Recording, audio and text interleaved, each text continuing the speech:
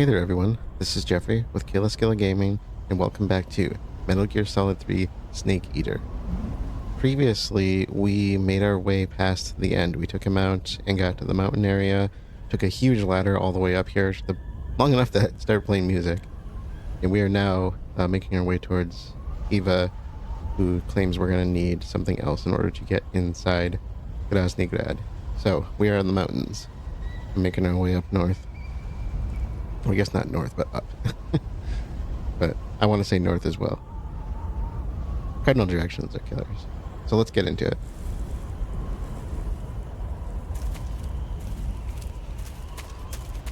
So I see some stuff ahead of us. This feels rather open. What would be the best camo? Choco chip. That sounds good. That sounds like ice cream, doesn't that? Animals, really? Okay. We'll go with the leopard print.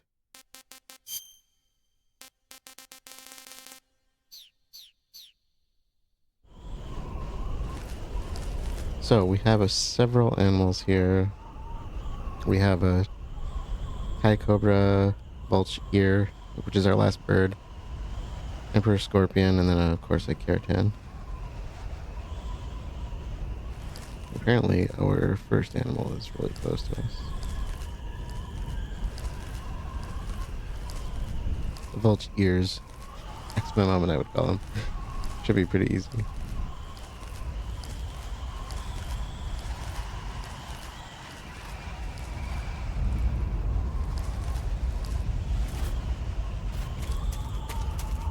I'm not seeing anybody quite yet.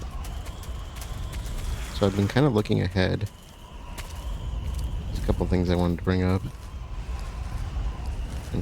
I was looking ahead like way like to the end of the game and everything. Let's see, is that a cobra? You don't necessarily look like a cobra, but I don't really have a need for another snake.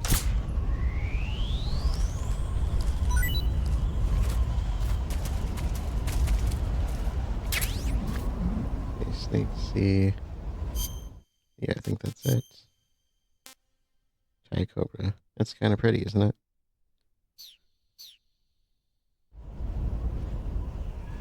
One of the things that I usually teach with my like non-majors courses with biology that I have taught, I should say. I'm not currently teaching at the moment. I don't know if I want to teach it. Oh, there's our big boy. One of the things that I have always taught, though, traditionally,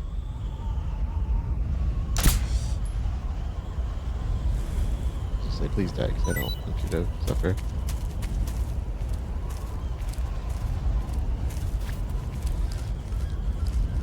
But one of those things that I taught them was usually about, evolution's a big point when we get to the second half of the class, because we usually focus more on cells, tissues, organs, things that lead up towards evolution first. A bird in the hand, so that's our trophy for it.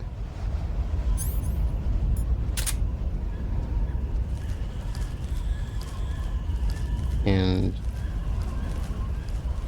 we cover like how evolution works on a genetic level, which for those who don't know, it's basically just heredity at a population scale as opposed to a family.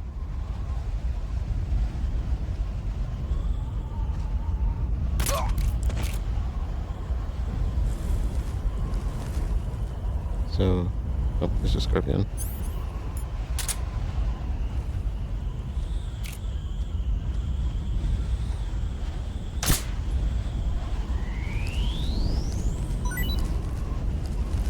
That's essentially what evolution is. We're just looking at heredity at a different level than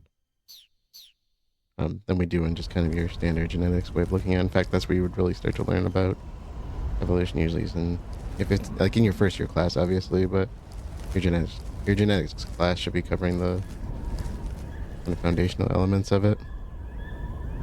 I think I already saw the keratin.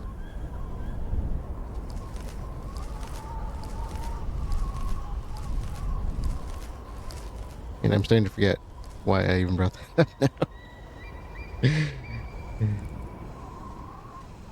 I don't know, maybe it started making me think about that.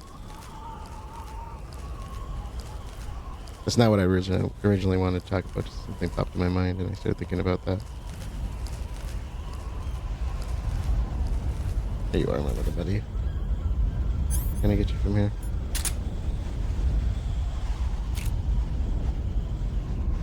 Can I see the dock from here? Probably not.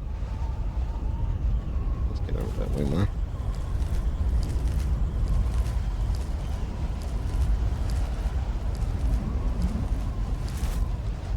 But so, you know, we cover that aspect of evolution, and we also cover a lot of the more, like some of the stuff that's really fun gets into like behavior, like why we act the way we do.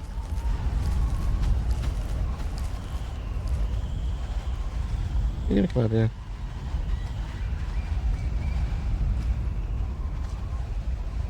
That's why I need to keep on my trail of thought, right? Kind of hard to do that when you're sneaking.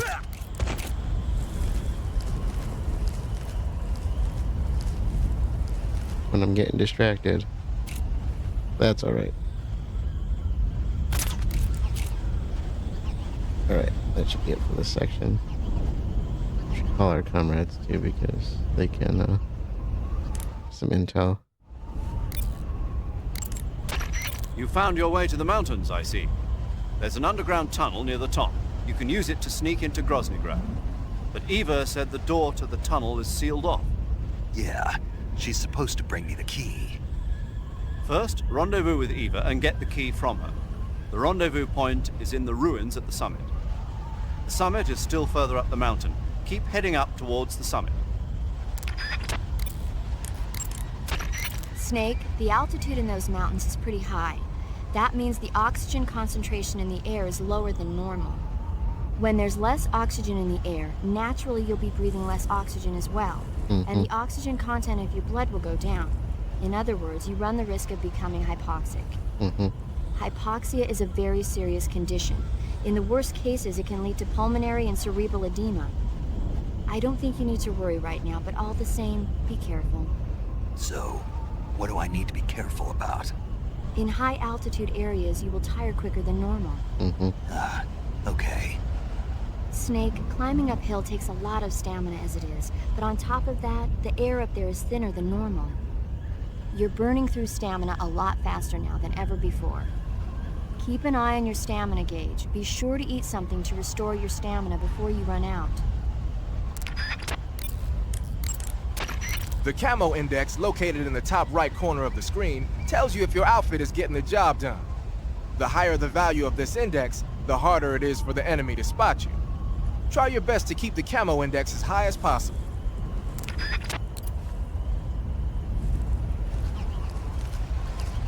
I'm assuming this is going to be a new territory because we have a few we have to go through collectively while we're up here. I'll get back onto my story of evolution if I can remember what I was getting at. I had something on my mind. I don't remember what even triggered it. Krasnogorje? Krasnogorje? What is it?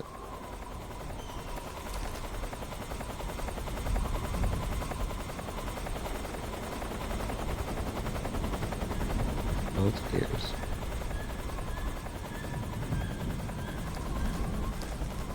Are they going to respond to guards being on the ground? I see you've caught a Thai cobra. Thank you. The Thai cobra is a large venomous snake that carries an extremely potent neurotoxin. Be careful not to get bitten. If you do Now I get remember. bitten, go into the survival viewer right away and use Cure to give yourself a serum injection. The Thai cobra originally comes from Indochina, Thailand, and southern China. The ones in that area were probably imported as pets and research subjects before they escaped and turned feral. Not as food. Come again? They weren't imported as food. They're not for eating. So they don't taste good then. That's not my point. It's not a matter of whether they taste good or not. People don't raise snakes for food, period. Okay. So you're saying they might be good to eat, right? Only one way to find out. True. That reminded me of what I wanted to talk about. It was snakes versus spiders. Sigint, the chopper we were talking about is flying around. The one at the heliport? Yeah. Perhaps it's an armed variation of the Mi-8 hip. No. Some of it looks the same, but the overall shape is different. It's got stub wings, and the cockpit canopy looks like an angular greenhouse. No kidding. Then it must be some kind of new model. I've heard stories recently that the Soviets are developing a flying infantry combat vehicle. That's gotta be it. A flying infantry combat vehicle? Yeah, a transport chopper with troop-carrying capabilities. Think of it as an attack transport chopper version of France's AMX VCI or the Soviet BMP. They must be doing field tests on the initial prototype. A next-generation chopper that's a little smaller than the hip. Maybe we should call it a hind. Not bad. It's cool with me. Then it's settled. We'll refer to that new type helicopter as a hind from now on. It's actually a big deal in Metal Gear Solid, Metal Gear Solid, the first one. I actually meant to save. Oh, we didn't call Eva. You made it to the mountains. Those mountains are known as Krasnogorje. The name means the Red Mountain Ridge in Russian. The entire range has been fortified to act as a defense for the great fortress of Grad. The area near the top has been dug with bunkers and trenches, and there are anti-aircraft gun emplacements everywhere. It's literally an impenetrable wall. Proceed with caution. Oh, there's a provision storehouse in the hillside area, and there's an armory at the summit. I'll meet you in the ruins at the top of the mountains. The summit is still a ways up. Keep climbing. Krasnogorje. That's not too bad. Saving the game, Snake? Absolutely. New day, new save. I've been thinking about trekking through these a little bit more the next couple days. Snake, have you ever heard of the Blob? I have. No, I haven't. I've not watched A it. meteorite falls in a small town, and inside there's this kind of living ooze. The ooze starts swallowing people and grows to an enormous size. After it eats a bunch of the townspeople, it starts to fill up a movie theater. Then these young people try to save the town from its gruesome fate. It's pretty frightening to see something that's not even supposed to be alive suddenly start moving around and eating people. Not something you see every day. There's actually a single-celled organism that does just that. It's called a chaos amoeba. And its relatives. So the thing I was actually going to bring up, I was talking about evolution, I started bringing up behavior because I was on the right track there. And the thing that made me think about it was the thing that made me think about it. Gotta be careful with the helicopter.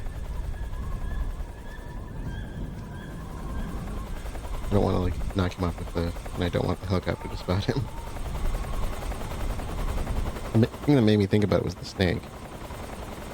And what we were talking about in class, the reason I bring that up, you know, we could move his body. If I could figure out how to pick them up. And when we talk about like behavior of evolution of behavior, things like that, you know, with humans, with humans, a lot of our behaviors are learned behaviors. And there's kind of two general types of behaviors. There's learned versus instinctual behaviors. They're called innate behaviors or fixed action patterns. And of course, those are the things... Oops, cigarette. What am I... Come on. This would be... Yeah.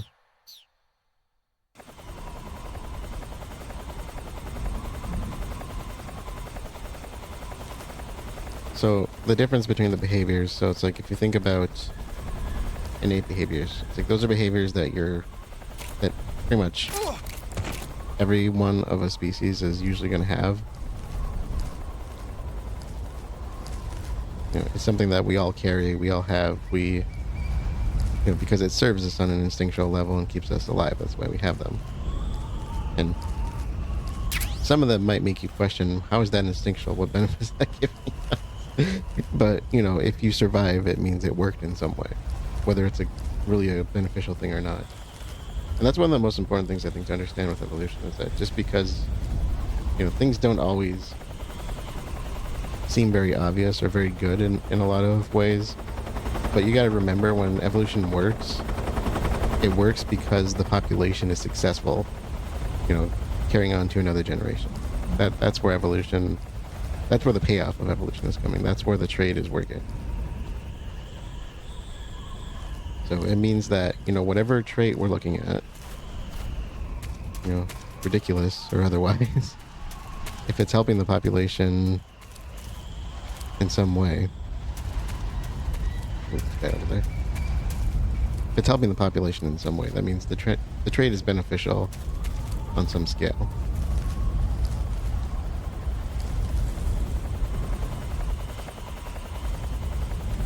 And for that reason, if the population is successful and that trait's a part of it, that trait will pass on. It doesn't always mean the trait's actually helping you individually. That's a really important distinction between evolution and heredity. When you look at heritable factors, typically the ones that are going to suit you the best are going to, keep you alive, right? That's where it gets to the population level, because then you're able to move on and have a family. So a very important feature of evolution to be aware of. Be a little careful here. I should just be using these tunnels, but they don't seem to be concerned with the guards.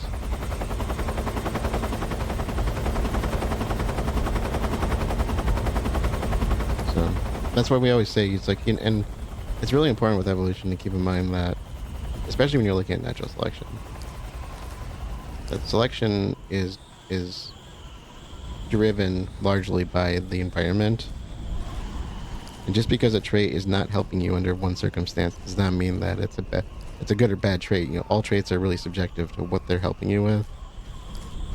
And so, if you have a population with two distinctly different traits in one environment, one of those traits might help you better in that environment, the other one might hurt you in that, and the other one would probably hurt you a little bit more in that environment.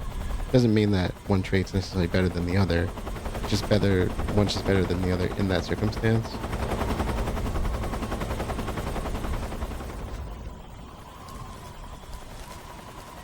So if you move those individuals to another circumstance, suddenly those traits might be counterproductive.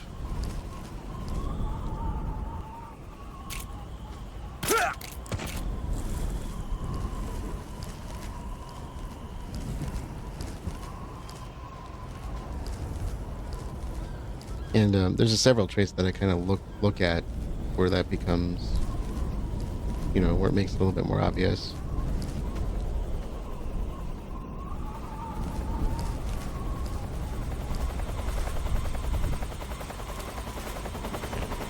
I'm getting hooked on something here. So, for example, let's say you have a species of insect, and some members of the species are mostly green colored, and whereas others are mostly brown colored. And let's say those insects tend to frequent trees. Well, while they're on the trees, the brown colored insects are probably going to have higher survivability on the brown parts of the tree, like the bark. Stems, if the stems are darker colored. Whereas the green colored insects are going to have more of an advantage on, like, the leaves, if the stems are green. Heck, even on the grass if they're away from the tree. That's because each of those traits are driving, different population norms based on predation in most cases. So if you're on a green part of a tree, like a leaf, and one member of the population has the green color, one has the brown, it's like, well, they might both survive. There might be no difference in how that affects them in the long run. But it's more likely that the one that's better camouflaged is going to survive when it comes to predation.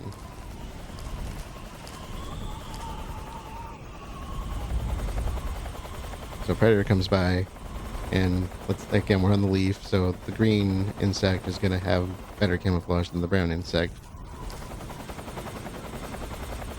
which means, you know, they're more likely to survive. Doesn't mean the population is going to get wiped out. You know, common feature that you want to make sure you know with evolution. Here we go. RPG 7 is that aspect, you know. And for that reason, a lot of times, even if a trait's not great under most circumstances, it's kind of unlikely that it's ever going to get weeded out, so to speak.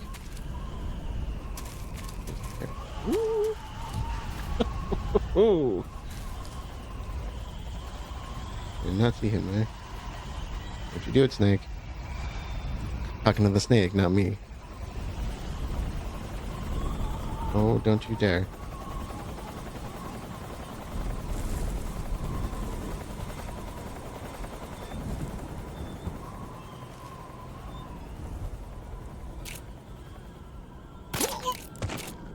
So before I get to like why I actually am talking about this, I just want to make that clear. That's a very common thing that comes up in evolution that people tend to misunderstand. Which is why I tend to rail on that quite a bit. And not get up there.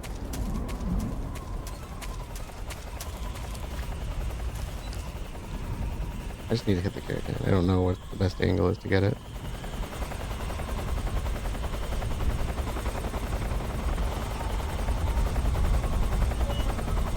Go on, get out of here.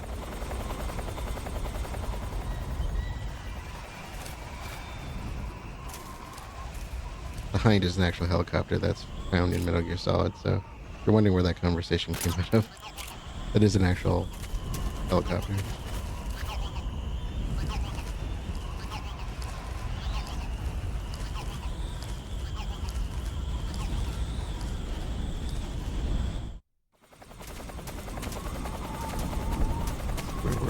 Oh.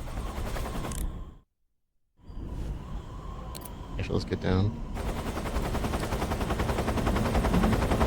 It's right freaking there, and there's a whole lot of guards here already.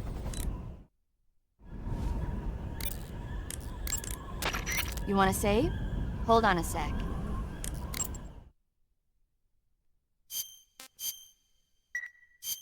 Take care, Snake. I will. We're at the mountaintop. I do believe this is our last location before we meet up with Eva. Which means I need to start finishing my stories here. Some of them at least. So, anyways, as I was saying, just a little bit of an evolution background there. In case you don't have it. And before I go on this, I think our Keratin is right ahead of where my head is. Towards that building. So, the reason I was bringing up evolution to begin with is like I saw the snake and it reminded me of something that I tend to do in class. Like I said, I was talking about behaviors, instinctual versus learned behaviors, and like I said, one example of like an instinctual behavior would be something that we all do the same. We all have it. It's something that helps us survive as a population. So we all tend to do it. And it's carried on, you know, pretty much no matter what.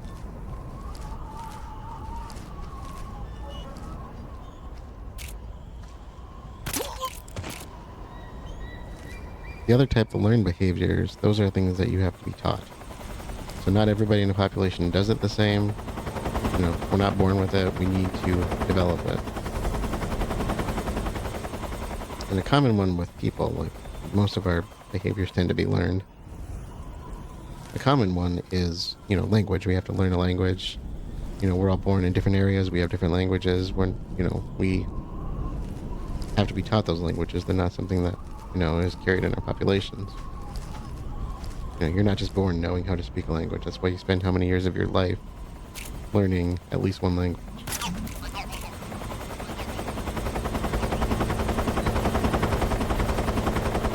The one that's very instinctual for us is fear when it comes to the unknown. I think that's actually all we need in this area, so...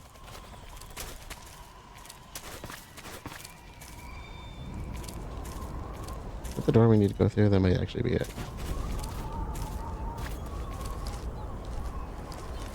Well, so one of the things I always ask my class, I start off with this because we start talking about, you know, innate behaviors that we have, instinctual behaviors.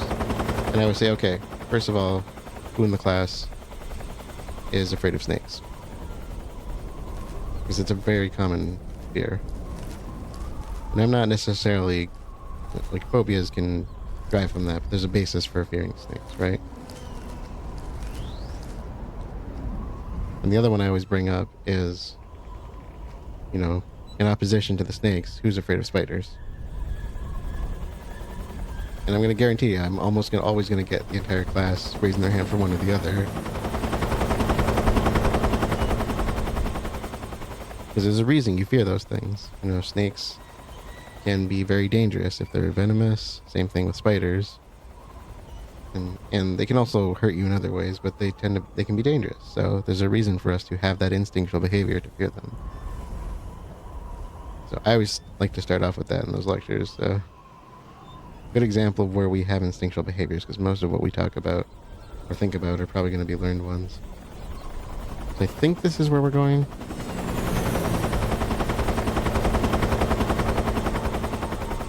We might need to go further up, I'm not sure. Let's try it. This might be the door we actually need access to. Yeah, okay, that's the door we need access to. I knew it looked familiar when I saw it.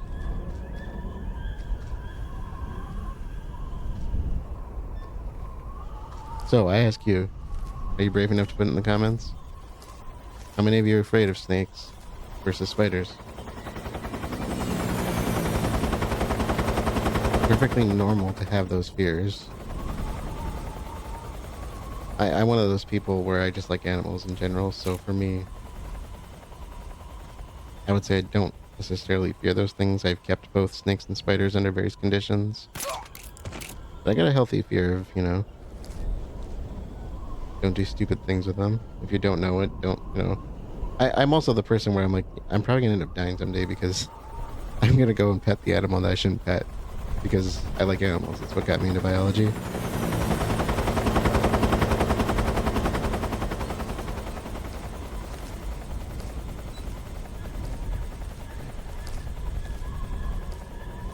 can get up there. It's like I've handled plenty of spiders in my life, snakes and spiders, and it's like, well, if one kind of creeps up on you, I'm still going to, you know, have that fear. What's wrong?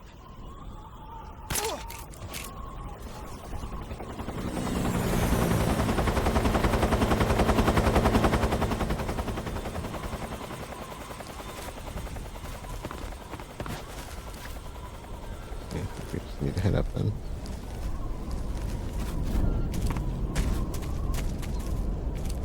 That's the building we want.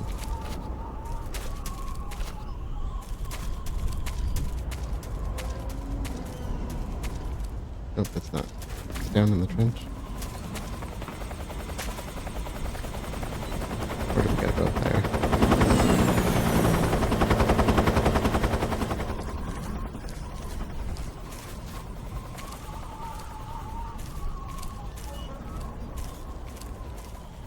Or was I at the right door?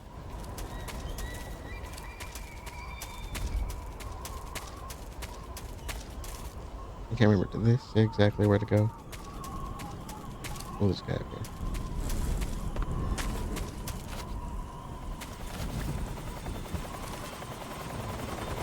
Be careful here. Now, I was going to talk about some other things. One of them's a little bit more immediately pertinent. Has to do with our collectibles that we've been looking for. There is one set of collectibles that we have not seen yet, like at all, and they're going to be coming up in the next scene. And I don't even know where they all are. Did I get the Tertan here?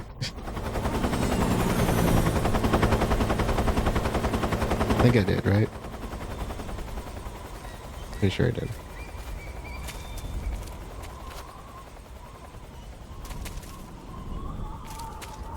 I might make a trip down to get it just in case. I think I remember it.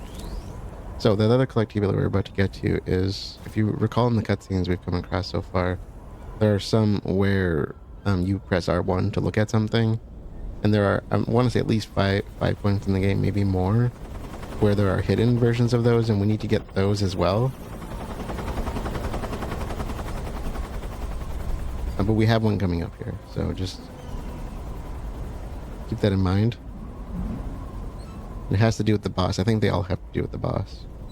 So I'll try to point those out as best I can. I have some dialogue here. It says where to do it.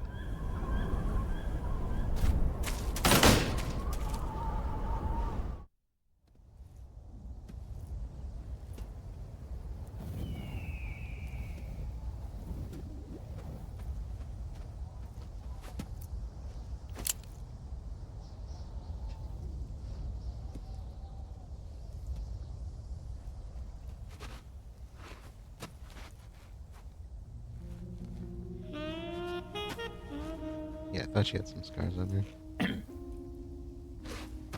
Well, that was quick.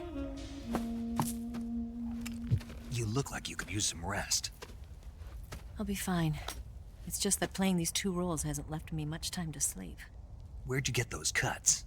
The Colonel, He found out? if he knew, I'd be dead already. No, Yeah. this is his hobby. He's a sadist. He gets pleasure out of making people suffer. He's a creep. He's scum. Yep.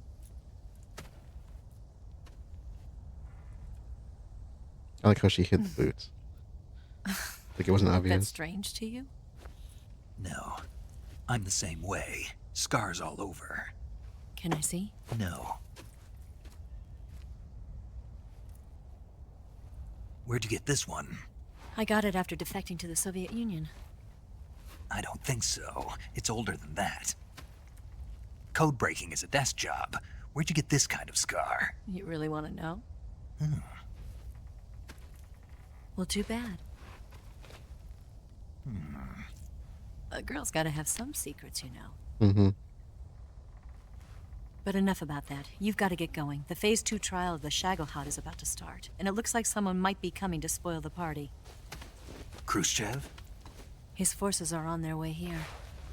The Colonel is gathering his troops together to meet them. If we don't get a move on, the security will be even tighter than it is now. You'll need this key. It unlocks the door to the underground tunnel. Once you're in there, you can follow the tunnel to get inside Groznyj Grad. And take this too.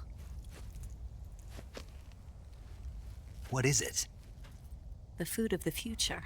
A well-balanced meal for the space age. Ramen. It's good to eat some real food once in a while.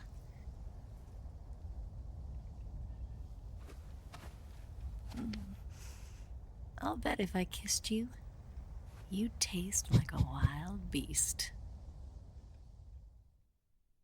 Do you know where exactly in Groznyj Grad Sokolov is located? He's in the heart of the fortress, the weapons lab. The weapons lab is divided into 3 wings. There's the East Wing, which houses the research facilities. Then there's the main wing where the weapons are assembled. That's where the Shagohod is. Finally, there's the West Wing, which is connected via a passageway to the main building. That's where Sokolov is. To get in, you'll have to enter the main wing from the East Wing. Then, go through the passageway on the 2nd floor of the main wing. The West Wing of the weapons lab. Got it. There's just one problem. Not again. The West Wing is protected by the highest level of security. You need to be Colonel class to get in. Colonel class? Here, look at this picture. Major Ivan Rydenovich Rykov. Pretend you're him. How do I do that? Rydenovich happens to look just like Raiden. Steal his clothes. You look similar from behind. They won't know the difference. Your face might be a problem, so you just have to figure something out. No, we got that He should covered. be somewhere in the East Wing.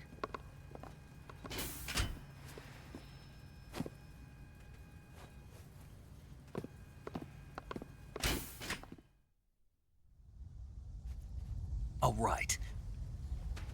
But how am I supposed to escape once I get Sokolov out of there? Command said you're supposed to have something ready for me. And I do. There's a lake 30 miles north of here. I hid a wig there. A wig? It's a state-of-the-art ground effect vehicle. A ground effect vehicle? I can't fly one of those. That's okay. I happen to be an excellent pilot. Taking off from a lake is trickier than it looks. It's not like riding a motorcycle. You've got to be more delicate. Of course I will. You've seen how good I am with the bike, right?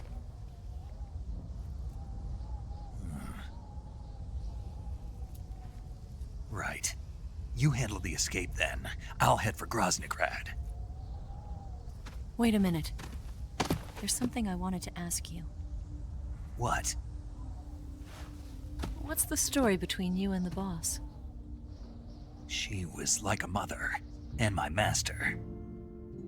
And your lover? It went deeper than that. Deeper? Half of me belongs to the boss. Do you love her? No, nothing like that. Do you hate her? Does it have to be one or the other? Love or hate? Between a man and a woman? You bet.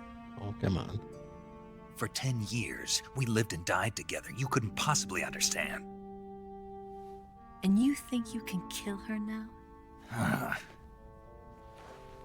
We're not being That's given your a mission, choice. isn't it? Assassinating the boss?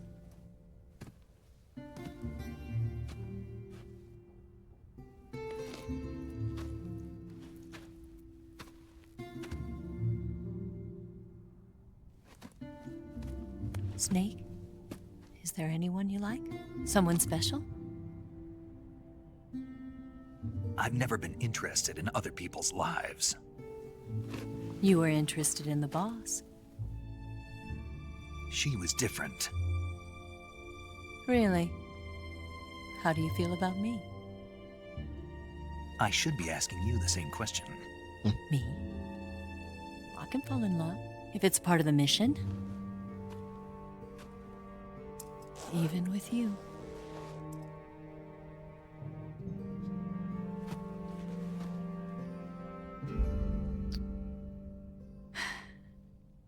Snake?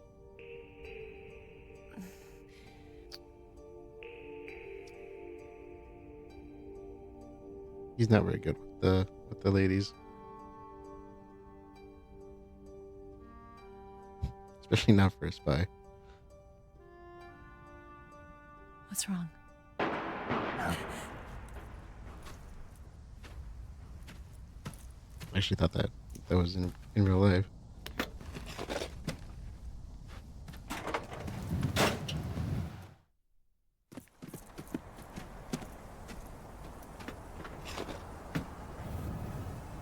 Here's where it comes up, I think, once she See you around, Snake. takes Take off. care of yourself. What about you?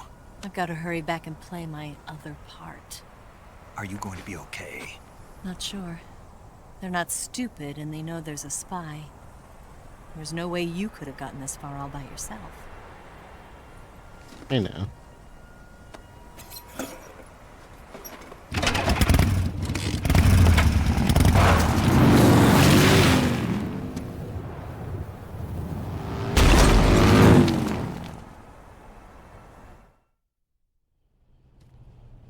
Okay, so we want to hold R1 after the boss starts talking about the Davy Crockett, the missiles that she gave to the Soviets, to Volgin.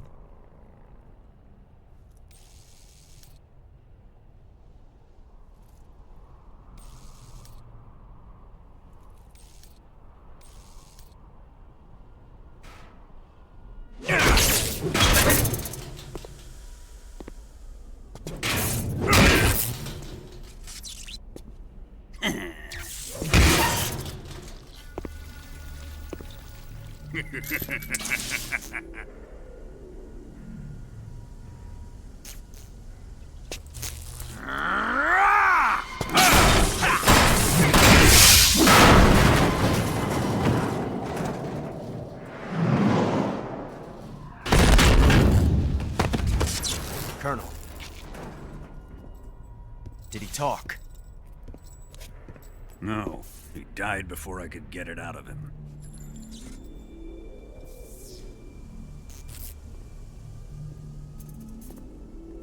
wasn't the spy then.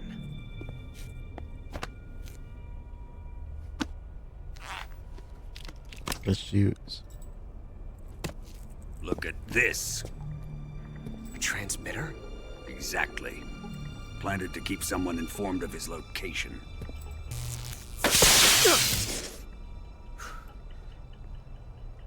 But does this mean Granin was the spy? Perhaps he was being used by someone else. Perhaps. This man was our comrade. Comrade or not, he's of no use to us now. I don't approve of your methods. I don't need your approval. I'm in command here. I like that Ocelot stands up to him. And that nuclear shell? Still feeling sore about that, are you? Yeah. What are you gonna do?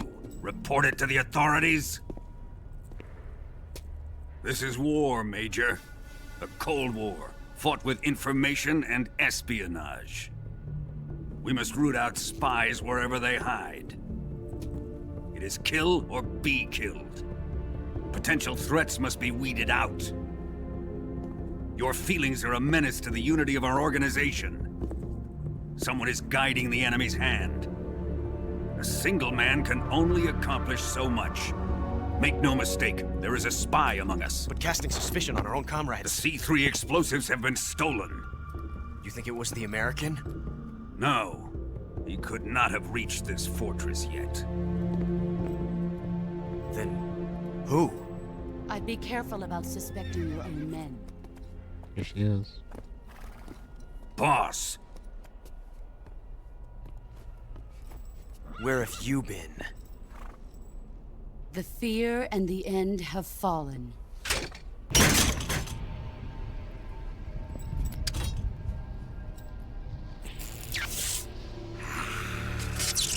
damn it!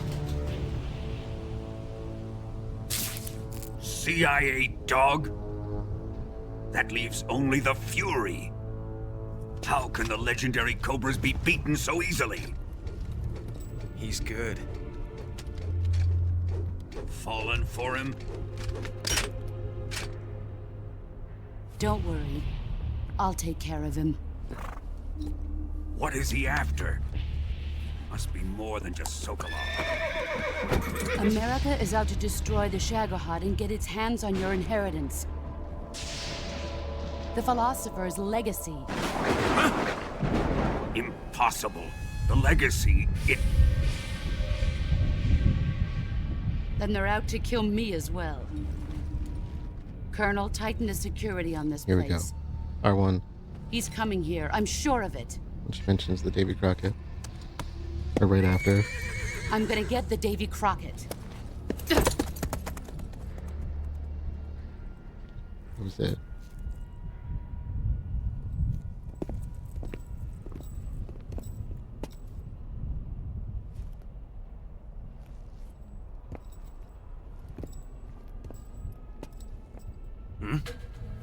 Uh-oh.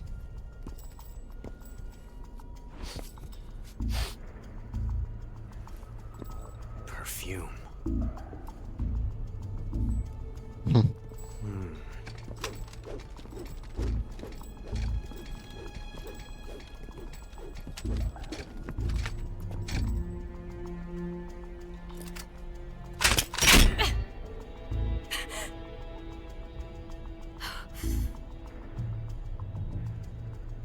Nice boots. Snake knows Make those sure too. you polish them up properly.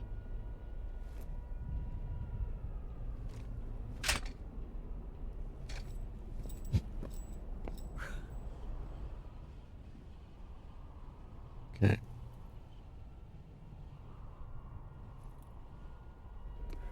We do have, yeah. See, they act like we're not supposed to know that she's Eva. I'm not sure why, because it's so obvious.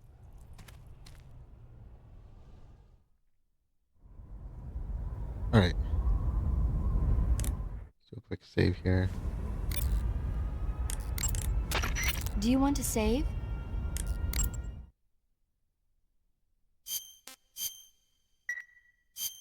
Snake, you know the bridge on the River Kwai? Haven't seen it. It's about a group of Allied prisoners in Japanese-occupied Burma in World War II who worked together to build a bridge. Under the leadership of an English officer, the prisoners and the Japanese gradually bring the project toward completion. But at the same time, the Allied forces are hatching a plan to blow up the bridge. War and futility go hand in hand. I suppose so. I didn't think you were the type to go for war movies, though. Actually, this guy invited me to go see it with him. A date? I guess you could call it that. Still, you just don't seem like the type. Well, he seemed to like war movies. He was a Navy boy. I was still an intern back then. They brought him in with a broken leg. He said, when I'm all healed up, will you go see a movie with me to celebrate? If it's okay. He was so shy. Where is he now? With the 7th Fleet. I see. Okay, let's do a quick round of these. There is a Keratan here. We'll head back down the hill. Mountain. You've got the key from Eva. Now use it to enter the underground tunnel. The great fortress of Groznyj is at the end of that tunnel. The door to the underground tunnel is in the summit area. Hurry. I see you've captured a white-rumped vulture. The white-rumped vulture is a type of vulture found in India. Its diet consists mostly of dead animal carcasses. I don't think it'll attack you, but it's a fairly large bird of prey, so you probably won't be able to capture it alive using the tranquilizer gun. Got it. But there is something here that's bothering me. What is it? They say the white-rumped vulture doesn't just eat animal carcasses. It eats human ones as well. Is that so? Yeah. So then if a person eats a white-rumped vulture, does that mean he's eating human meat too? What do you think? Stop it already. You're gonna make me lose my appetite. You say Granon's shoes were rigged with a transmitter? That sounds like something the KGB's been working on lately. It's exactly like you described. A miniature transmitter that's small enough to put in a shoe. Granon said he got the shoes from a woman called Tatiana. You think she's a KGB spy? Could be. Or maybe it's some kind of ploy to throw suspicion on her. Anyway, it's your job to find out. Good point. That's why he doesn't know it's Eva, because he never actually hears her name and all that. Keep forgetting he doesn't hear those conversations necessarily. Yeah, of course, it's not gonna respond. Okay, we need... No, never mind, we already have it.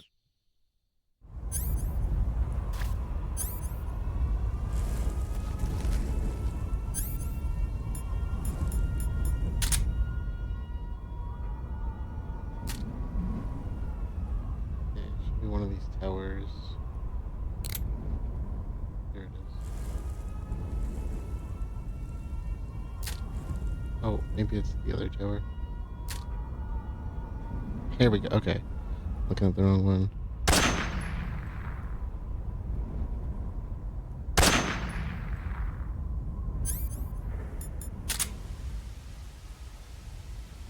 I don't hear it. Pretty sure I got it though.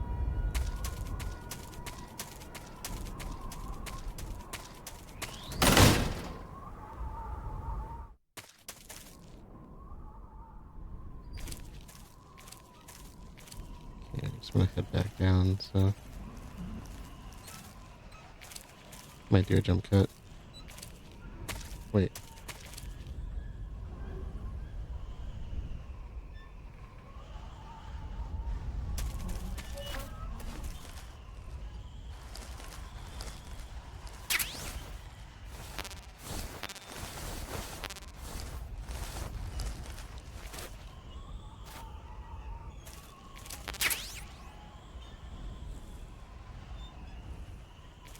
There you are. Okay, I was gonna say, technically this is a different location.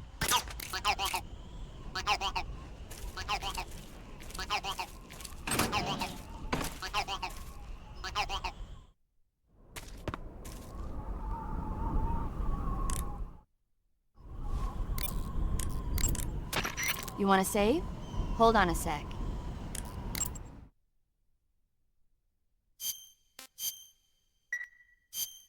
Snake, I'm behind you 100%. Thanks. That means a lot.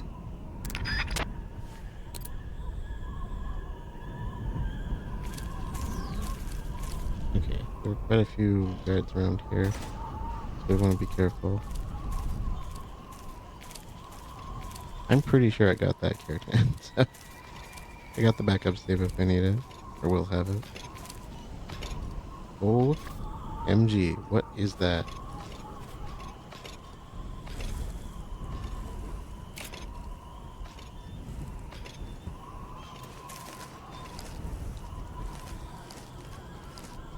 Can I shoot you down?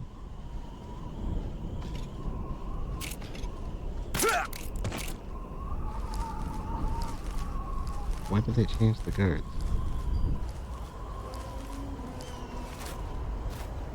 The helicopter's gone too.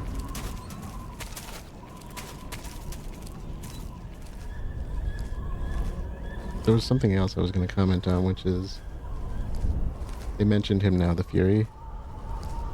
When they showed the Cobra unit at the beginning of the game on the helicopter, at the end of the Virtuous mission, I don't remember the Fury being there.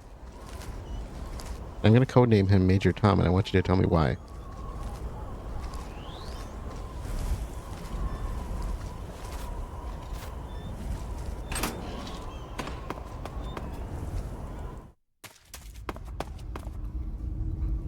Okay.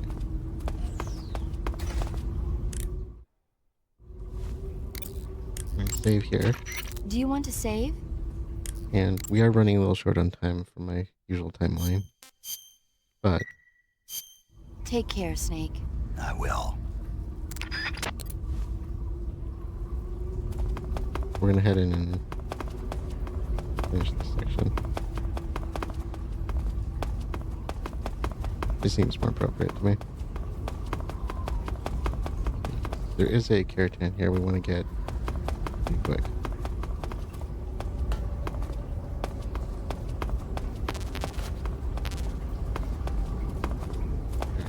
Let me see, make sure we don't mess this up.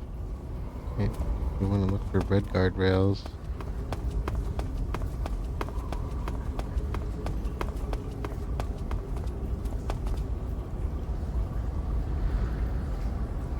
And sniper rifle.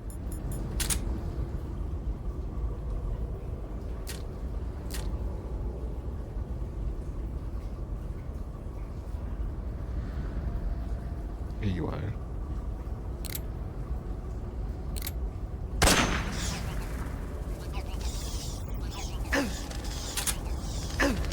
Okay. We're gonna go in then.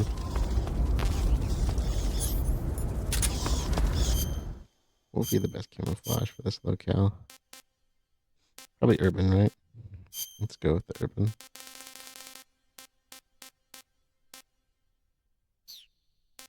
Face paint.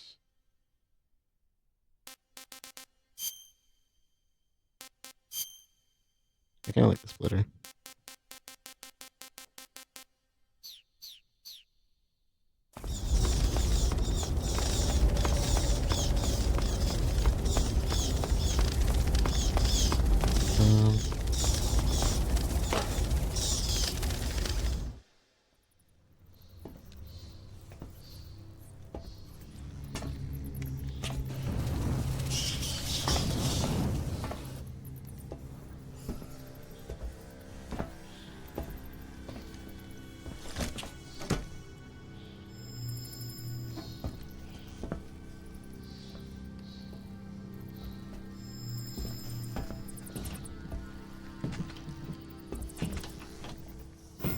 I always thought this was really cool.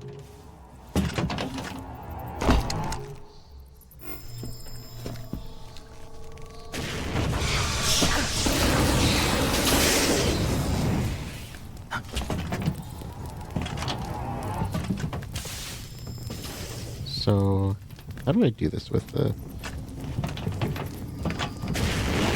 tranquilizer?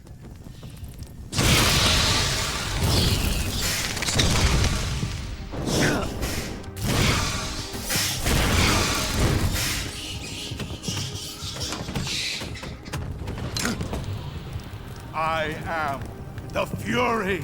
Major Tom. The flames of my rage will incinerate you. I came back from space. As I returned, I had one vision. The world set ablaze. And do you know what I saw there? Fury? Fury. Never would have guessed. A great and terrible fury at being alive. Now you're going to feel the scorching heat of that horrible blackness.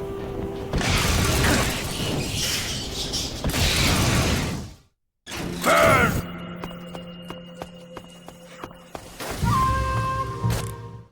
Copper pals for some intel.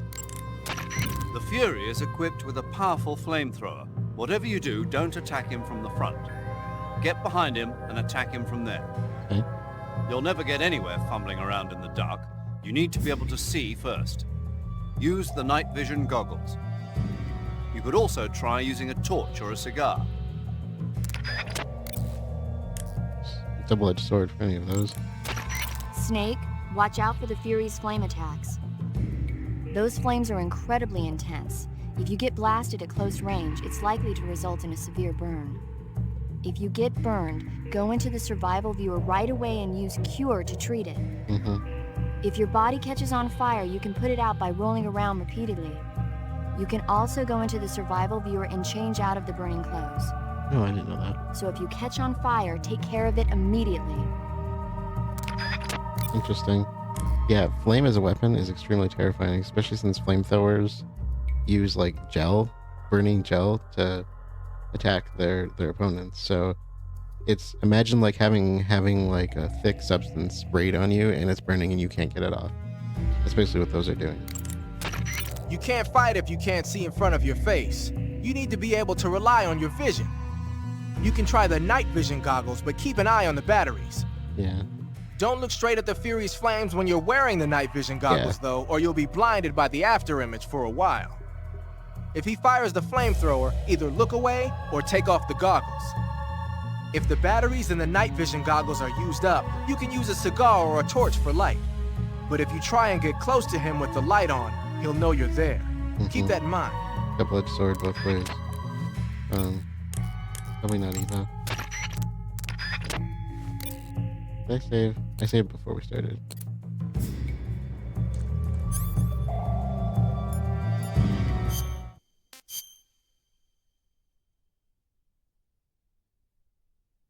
Just realized it's really windy. Actually, I should probably check and make sure it's not raining in here.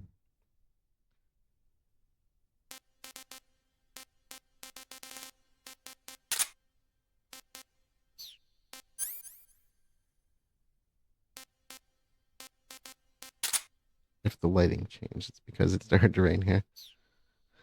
So I opened up my windows just to make sure it wasn't getting in. I personally don't think it's that dark in here. I also have no idea where he is.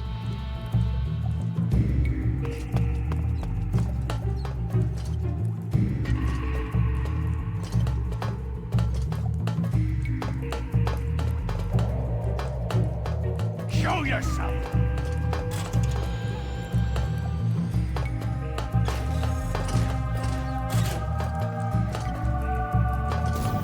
I have no idea where he is.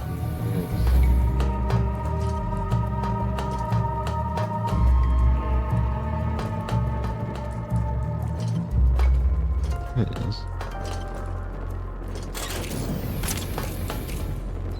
I'm over here.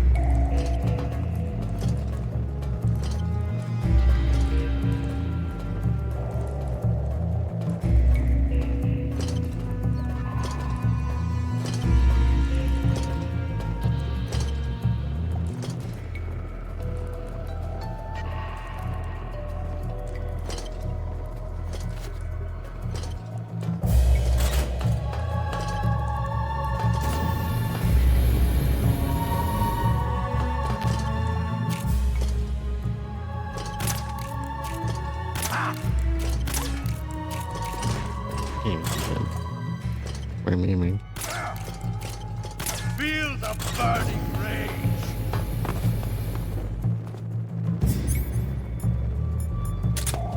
What the grenades?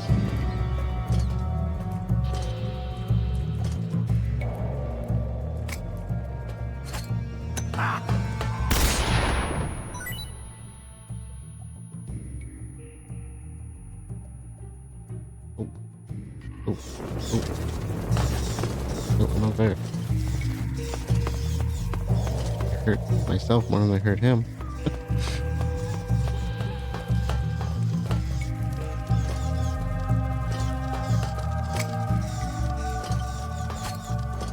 Fight fair. Oh, that worked.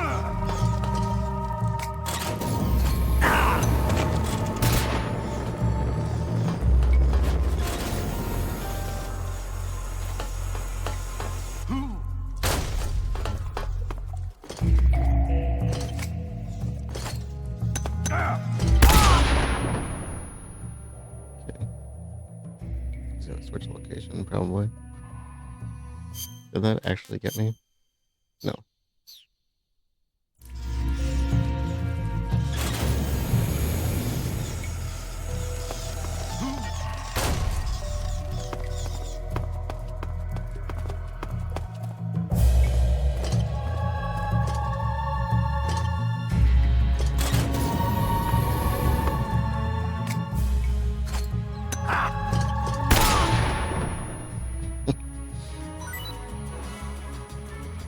I always thought he was a really cool boss design.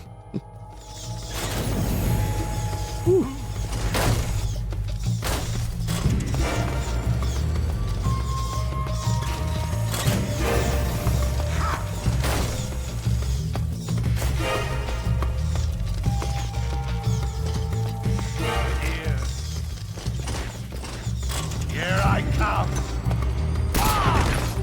Quit fooling around.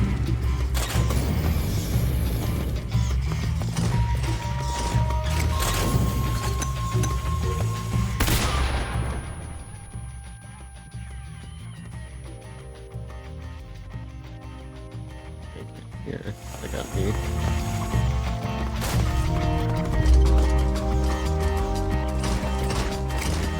You can't run away.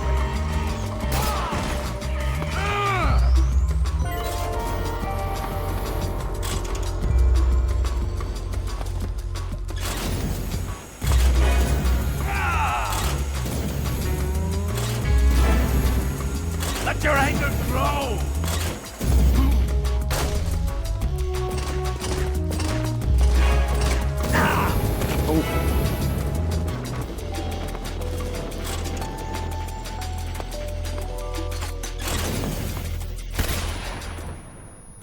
Where'd he go? Oh shoot! Can't hear it. And I'm on fire.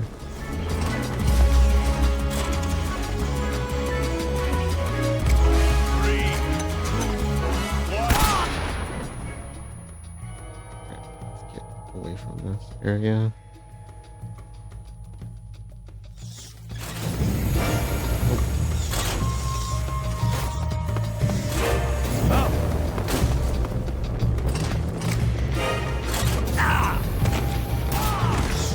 Quit fooling around.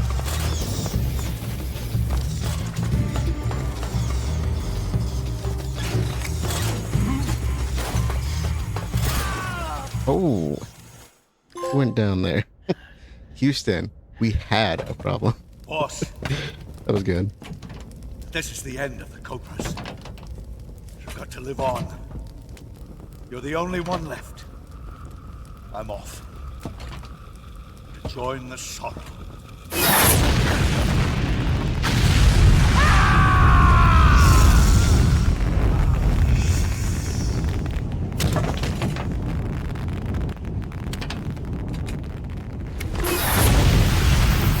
Behold, the flames of fury. The fires of hell will purge me clean.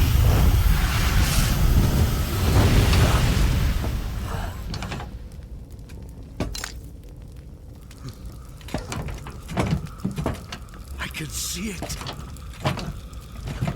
Mission Control, do you read me?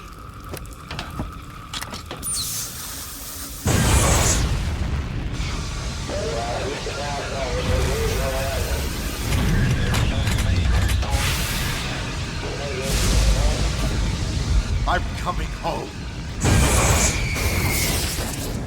I see the Earth.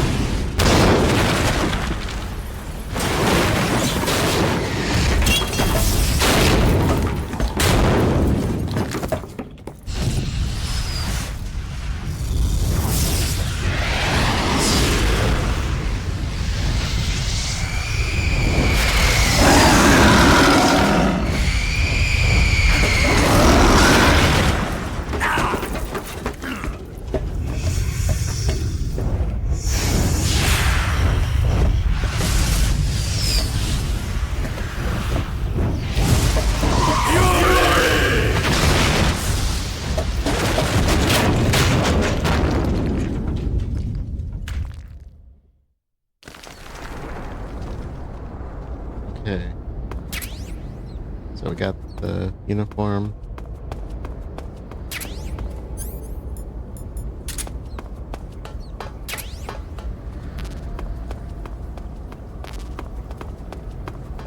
See if our comrades have anything to say. Then we'll move ahead and call it. You defeated the Fury, huh? Yeah, That only leaves... I haven't forgotten. Good. But your first priority is to get Sokolov out of the fortress. Right. The ladder at the end of that underground tunnel should take you up into Groznyj. Once the Shagohod is completed, there's no telling how long they'll let Sokolov live. You've got to hurry. Not true, actually. There is a member of the Cobras that is still out there. I see you've caught yourself an Emperor Scorpion. The Emperor Scorpion is said to be the largest scorpion in the world. Its venom is a potent neurotoxin, so take care that you don't get stung. If you do get stung, go into the survival viewer and use Cure to inject yourself with serum right away. Okay. So how's it taste? Not very good, I'm afraid. Oh. Don't get so discouraged. There are other ways to use it besides eating it, right? Like what? Like catching one alive with a tranquilizer gun and throwing it at the enemy? Oh, yeah. Sometimes I wonder if you even remember that you're on a mission. Which makes a strong point, right? Alright, Siggy. Sigint. Yo! Eva said she set up a ground effect vehicle for us to make our escape. So I heard. The ground effect vehicle, or WIG, is something like a cross between an airplane and a boat. It uses ground effect to fly. Ground effect basically means that when the craft skims the surface of the ground, the air between the ground and the wing is compressed, which gives the wing an extra boost. From what Western intelligence agencies have been able to gather, the Russians are pretty serious about developing these WIGs. Apparently they're planning on using them for anti-submarine patrols. I guess I can see why. The WIG's long cruising range and high-speed capabilities make it a good choice for that kind of mission. Eva must have gotten her hands on one of the first prototypes while it was being field tested as a transport craft. The WIG has a top speed of over 400 miles per hour, and its range is pretty good too. Not that speed is gonna help you if you've got a supersonic fighter jet on your tail, but if you hug the surface and stay off the radar, you should have no problems getting away. That's cool. I'm not familiar with those kinds of vehicles. Let's go down the ladder and we'll save at the next location. Or up the ladder. Ladder, right? One ladder? Okay. This should bring us into Krasnogorje. Yep.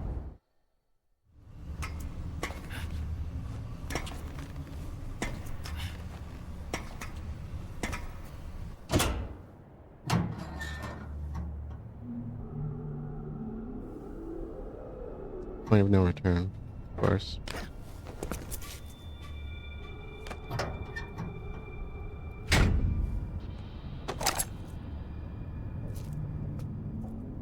And this is why I wanted to take on the Fury before cutting out.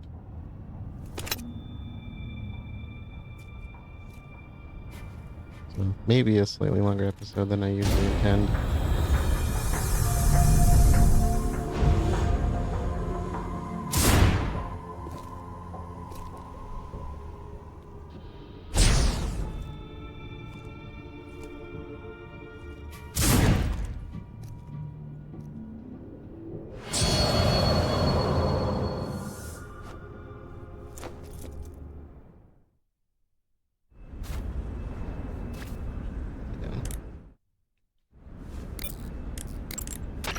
Saving the game, Snake?